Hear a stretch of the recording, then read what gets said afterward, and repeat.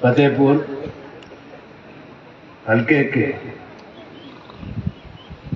आपके होनहार विधायक, प्लानिंग बोर्ड के डिप्टी चेयरमैन, बड़ा पद है, भवानी सिंह पठानिया जी, मंच पर उपस्थित हमारे पुराने साथी भाई, हिमाचल के वरिष्ठ मंत्री, कांगड़ा के बड़े नेता चौधरी चंद्र Kumar ji,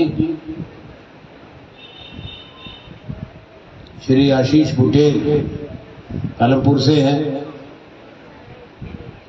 chief parliamentary secretary हैं, विधायक हैं, और साथ में ब्लॉक कांग्रेस कमेटी के अध्यक्ष बैठे हैं जीतराम शर्मा जी, सम्मानित मंच, यहाँ पर उपस्थित माताओं, बहनों, भाइयों, नौजवान साथियों, हमारी बेटियां यहाँ हैं, कुछ प्यारे बच्चे भी हैं। यहाँ आने में देरी हुई, आपसे क्षमा चाहता हूँ। चंद्र कुमार जी ने आपको बताया कारण क्या था। आपका बहुत बहुत धन्यवाद कि तुम्हारा बड़ी इंतजार किया, गर्मी भी है, फिर भी आपने यहाँ रहे, रुके। इससे पता लगता है कि भवानी पठानिया से आपका बहुत प्यार और लगाव है, और कांग्रेस पार्टी से भी आपका लगाव है। भवानी पठानिया जिंदाबाद, जिंदाबाद, जिंदाबाद। मुझे खुशी है आज कि मैं इस हल्के में आया हूं, पहले भी आया था, बहुत साल पहले, आपको याद होगा। इस इलाके में तो कई बार आया। यहां दोनों जो बैठे, भवानी और आशीष बुटेल, भवानी जी के स्वर्गीय पिताजी सुजान सिंह पठानिया जी, उनसे भी मेरे बड़े गहरी दोस्ती थी, बहुत अच्छे संबंध थे। चंद्र जी, सुजान सिंह पठानिया जी, हम लोग बरसों नहीं दशकों हम साथ थे, और जिंदगी में हमेशा रिश्ते बड़े हमारे मधुर रहे। एक दूसरे से प्यार, एक दूसरे की इज्जत, एक दूसरे को समझना।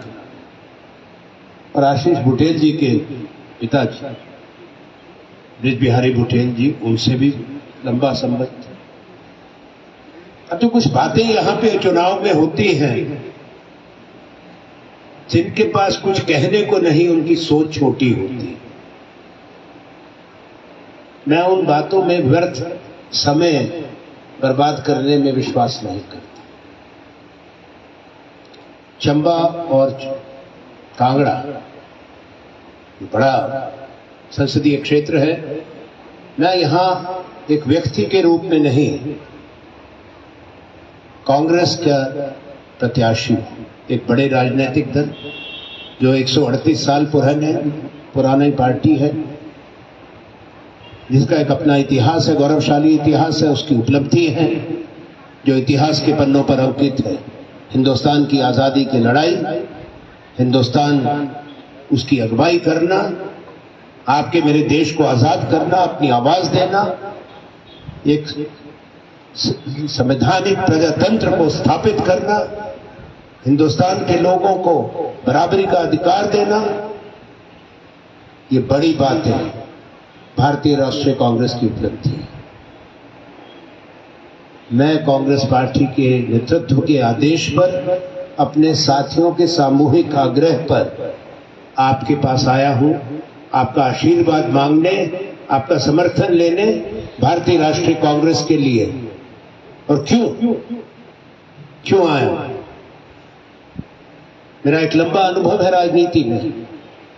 मैं बहुत छोटी उम्र से, 52 साल हो गए मुझे आज, कांग्रेस का कार्यकर्ता।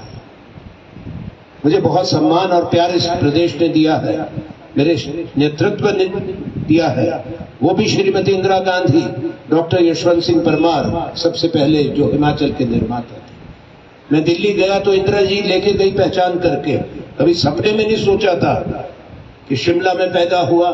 यहां तो थे हम एक्टिव, मेरी जन्मभूमि कर्मभूमि, जैसे चंद्र कुमार जी ने भी बताया, भवानी ने भी, शिमला रही, ये पूरा हिमाचल रहा।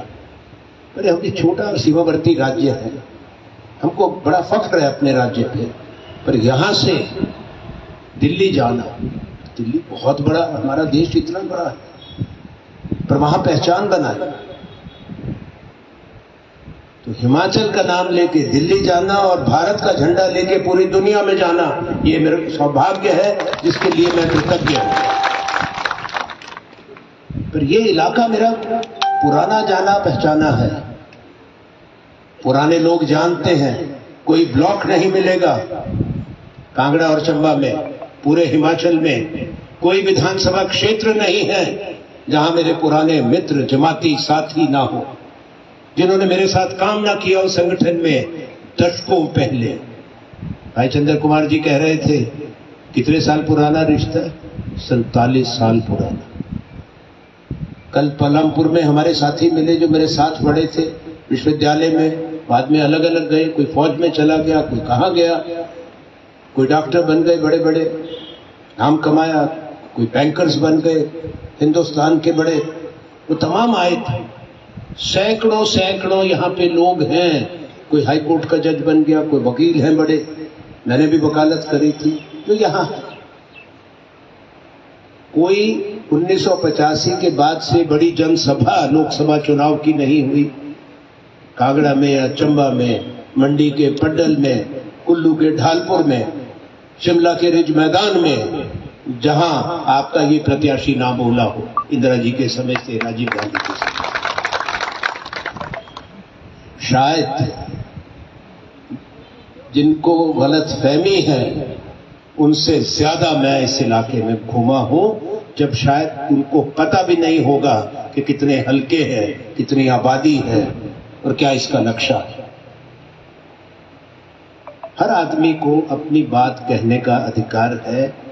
ये कांग्रेस पार्टी ने संवैधानिक प्रजातंत्र कायम करके दिया है, आपको बराबरी का अधिकार दिया,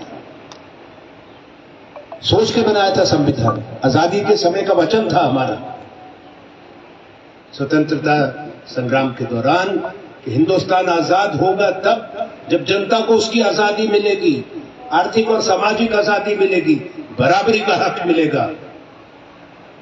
आजादी के बाद का बड़ा फैसला वोट का अधिकार था, उसमें कोई फर्क नहीं किया गया, कोई भेदभाव नहीं किया गया।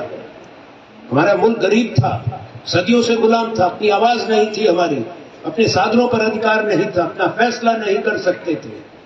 पर आपके नेताओं ने, महात्मा गांधी ने तो अगुवाई की थी, जवाहरलाल नेहरू, गोविंद वल्लभ पंत, सरदार पटेल, मौलाना आजाद, बहुत बड़ी सूची, लाल बहादुर शास्त्री, देश में ऐसी व्यवस्था कायम करी जिसमें सरकार चुनने का अधिकार आपको मिले, बराबरी का अधिकार मिले, अमीर और गरीब में फर्क नहीं देखा, पुरुष और महिला में कोई फर्क नहीं, आप कौन सी जबान बोलते हैं, देश बहुत बड़ा है, यहाँ संविधान ही 18 भाषाओं को मानता है। हम बहुधर्मी देश है, बहुभाषी देश है, हर सूबे की अपनी पहचान है, वही भारत की शक्ति है, विविधता में एकता।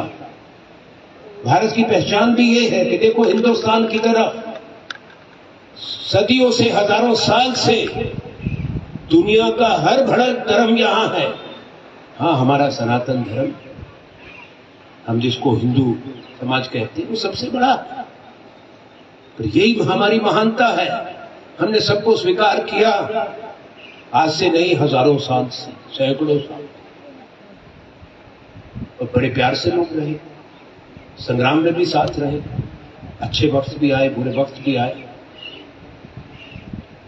जब भारत की फौज लड़ती है,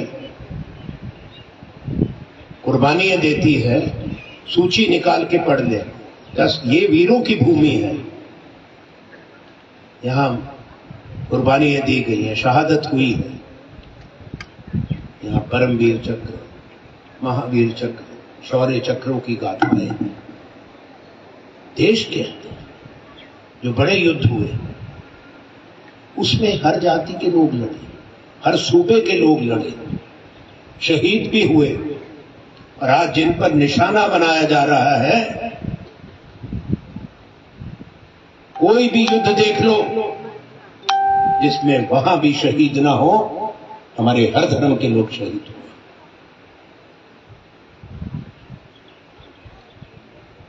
1965 का युद्ध, 62 का युद्ध, 71 का युद्ध, ये चीजें याद रखें। हमारी सोच, दो विचारधारा का चुनाव, दुनिया का बड़ा चुनाव। ठीक कहा था, एक बड़ा पर्व है, बड़ा त्योहार है, 5 साल में आता है। आप लोग फैसला करेंगे 5 साल देश की किस्मत का, दिशा का, कौन सी सोच, कौन सी नीति आपके और मेरे हिंदुस्तान को लेकर आगे चलेगी। ये कांग्रेस की विचारधारा है जो समावेशी है। हमारी सोच हो पूरे देश को इकट्ठा करके समाज को साथ लेकर चलना। दूसरी जो विचारधारा है यही की है, पर वो राजनीतिक दल आजादी के बाद जन्म हुआ है। इनका जो पहला रूप था भारतीय जनसंघ और अब बीजेपी का अधिकार है, चुनाव लड़ते हैं, अपनी बात कहते हैं, पर हम में और उनमें बहुत ज्यादा फर्क है। वो हमारे विचार को नहीं मानते, हम उनकी विचारधारा को स्वीकार नहीं करते, क्योंकि ये समाज में लकीरें खींचते हैं, राज्य के अंदर लकीरें खींचते हैं, हिमाचल के अंदर भी लकीरें खींचते हैं, हिमाचल और बाजू के पड़ोसियों में लकीरें खींचते हैं। दक्षिण भारत और उत्तर भारत के बीच में आज एक गहरी लकीर खींची जा रही है, पश्चिम और पूर्वोत्तर के बीच में लकीरें खींची जा रही है। इससे हिंदुस्तान मजबूत नहीं होगा। हम ये बात कहना चाहते हैं, ये गलत फहमी है। हमारी ताकत, हमारी पहचान विविधता में है। और क्यों कहें, सदियों पहले इस देश ने एक बड़ी सोच दुनिया को दी थी, और वो सोच थी जो लिखी है संसद के अंदर, केंद्रीय कक्ष के बाहर। माननीय प्रधानमंत्री मोदी जी भी उसको कई बार बोलते हैं, जो हम कहते हैं उसको ग्रहण करना भी बहुत जरूरी होता है। और वो है अयम निजो परो वेति गणना लघुचेत सा। ये मेरा है, तुम्हारा। अयम निजो परो वेति गणना लघुचेत सा। उदार चरिता, जिनका मस्तिष्क सोच बहुत बड़ी होती है।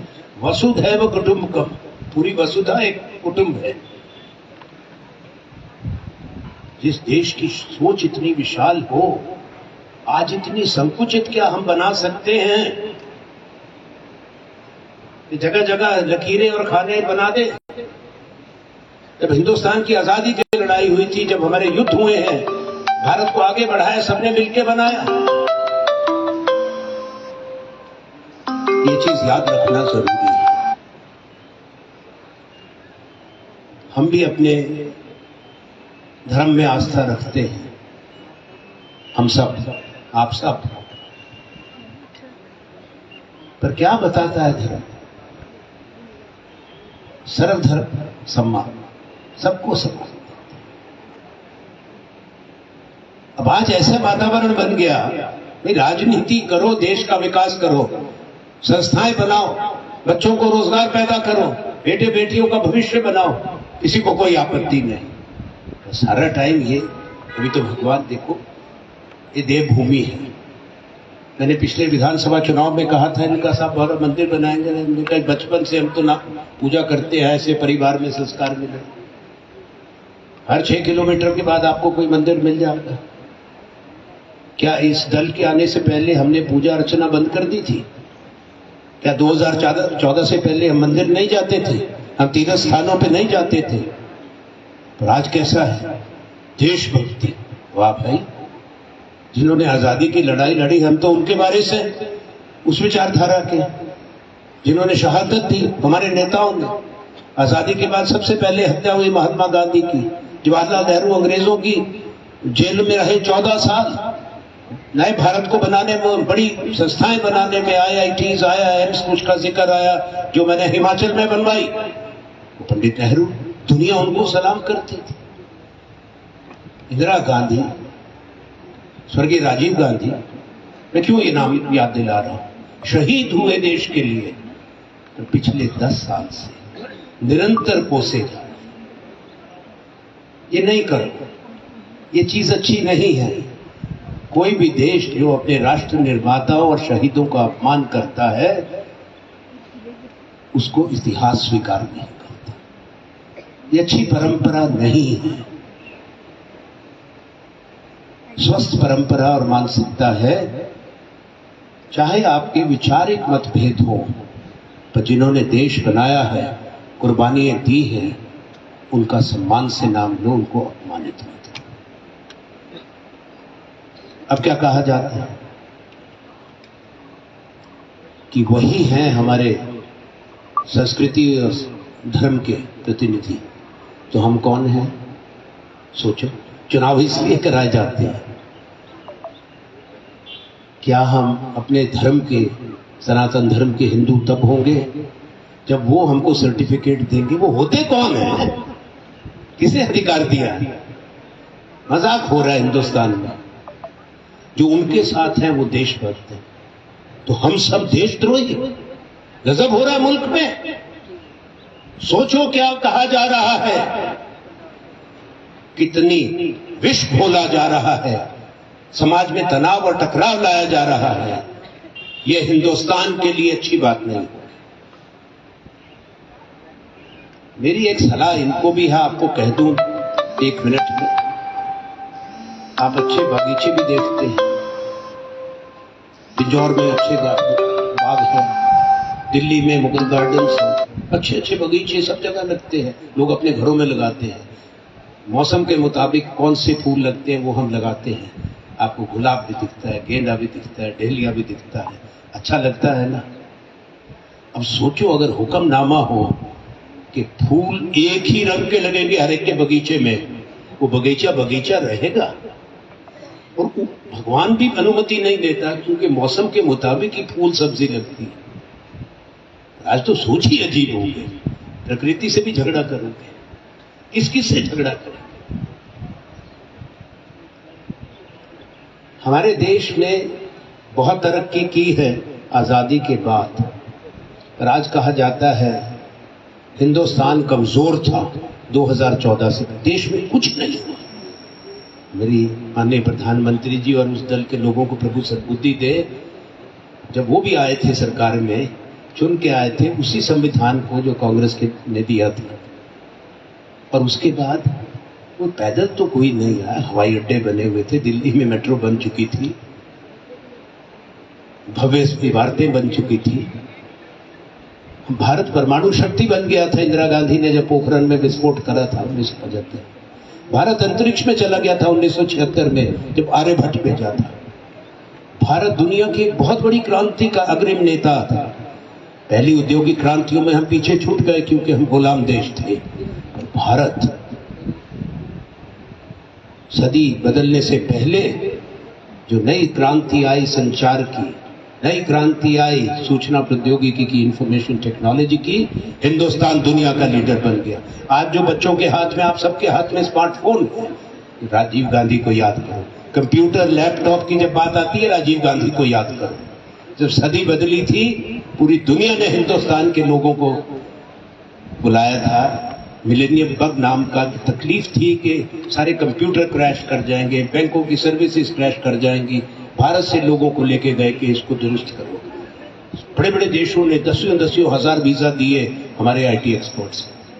आज दुनिया में जो सेवाएं हैं, जो इंफॉर्मेशन टेक्नोलॉजी से जुड़ी हैं, उसका 55% हिस्सा आपके और मेरे देश के पास, 55%। तो इस हिंदुस्तान में सरकार बनाई थी 2014 में। कोई बंजर हिंदुस्तान में, बंजर भूमि में नहीं आए थे। कम से कम कृपा करे, क्योंकि वो देश सबने बनाया था। लाखों लाख करोड़ों हिंदुस्तानियों की मेहनत, खून पसीने का काम। जो संस्थाएं बनी थी, उससे आपके हमारे बच्चों का भविष्य बना, पहचान हुई, देश में नहीं पूरी दुनिया में नाम हुआ। सोचिए जरा। $2 ट्रिलियन की हम जीडीपी छोड़ के गए थे। भवानी आपको बाद में खूब बताएंगे, और मैं भी यहां खूब आने वाला हूं, क्योंकि अगर कोई कहते हैं तो अब